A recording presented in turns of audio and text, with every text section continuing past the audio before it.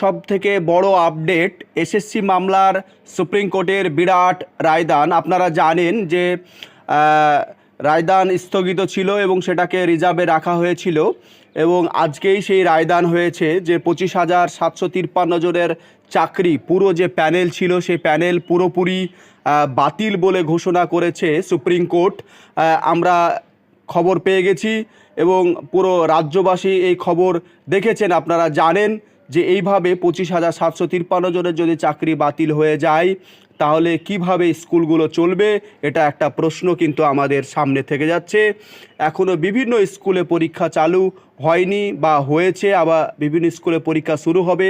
এমতো অবস্থায় কোনো স্কুল থেকে 10 জন, কোনো স্কুল থেকে 5 জন, কোনো স্কুল থেকে 15 জন, এইভাবে শিক্ষকরা যদি দেখা যায় চলে যেতে হয় তাহলে দেখা যাচ্ছে স্কুলগুলোকে বন্ধ করে দিতে হবে এবং পশ্চিমবঙ্গের যে শিক্ষা ব্যবস্থা পুরোপুরি ভেঙে যেতে বসেছে এই আমাদের সরকারের কারণে। এখন আসি যে সুপ্রিম কোর্টে রায়দান হয়েছে, সেখানে অনেকগুলো ব্যাপার রয়েছে। আমার থাম্বেল দেখে বুঝতেই পারছেন যে এসএসসি মামলায় যারা যোগ্য শিক্ষার্থী বা যারা শিক্ষক তারা অবশ্যই তাদের যে চাকরি সেটা বহাল থাকবে। কেন বহাল থাকবে সেটা অবশ্যই শেষ পর্যন্ত থাকবেন আমার সঙ্গে।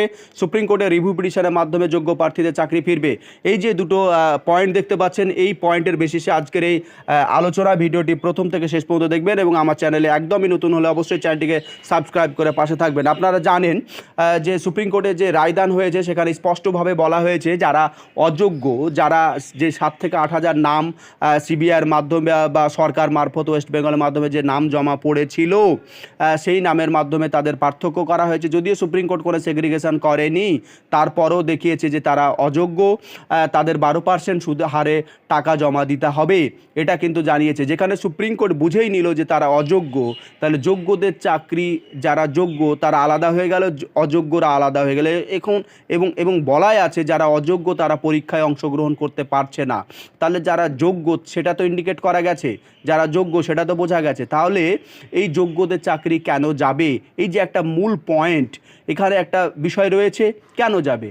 এই যে রিভিউ পিটিশন খুব দ্রুতই হতে চলেছে এবং আপনাদের আমি বলে রাখলাম যারা আপনারা যোগ্য চাকরি প্রার্থী রয়েছেন আপনাদের চাকরি কোনো মতেই যাবে না, আপনাদের চাকরি আপনারা ফিরে পাবেন, আপনার রিভিউ পিটিশনে আপনারা জিতবেন। এখন প্রশ্ন হতে পারে আপনাদের যে রিভিউ পিটিশনে তো সেরকম কিছু হয় না।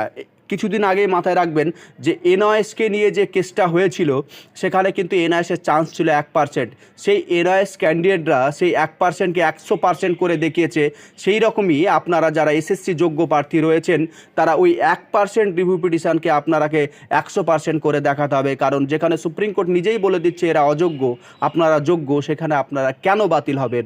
আপনাদের চাকরি অবশ্যই বহাল থাকবে, এটুকু আপনারা মিলিয়ে নেবেন এবং আপনারা কোনো ধরনের দুশ্চিন্তায় ভুগবেন না, আপনাদের চাকরি অবশ্যই থাকবে, আপনারা চাকরি ফিরে পাবেন এবং খুব দ্রুতই এই যে যোগ্যদের আপনাদের যে দুশ্চিন্তা সেই দুশ্চিন্তার নিষ্পত্তি হবে। আপনারা আমার সঙ্গে জুড়ে থাকুন, সমস্ত ধরনের আপডেট কিন্তু আপনারা পেয়ে যাবেন। এই যে পরীক্ষার বিষয়গুলো বলা হয়েছে 3 মাসের মধ্যে পরীক্ষা কন্ডাক্ট করতে হবে। আজ পর্যন্ত দেখেছেন ওয়েস্ট বেঙ্গল আমাদের যে পরীক্ষা ব্যবস্থায় 3 মাসের মধ্যে কোনো পরীক্ষা এইভাবে কন্ডাক্ট হয়েছে? কোনো দিনই সম্ভব নয়, হয়নি, আর এটা সম্ভবও নয়।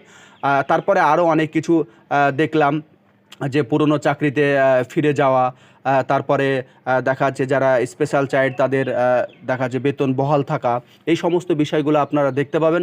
আপনারা দুশ্চিন্তা করবেন না, আপনারা রিভিউ পিটিশনে যান, আপনাদের মানে প্রবল চান্স রয়েছে। যারা যোগ্য, যেখানে সুপ্রিম কোর্ট বলেই দিয়েছে সেখানে আপনারা থাকছেন, আপনাদের চাকরি কোনো মতেই যাবে না।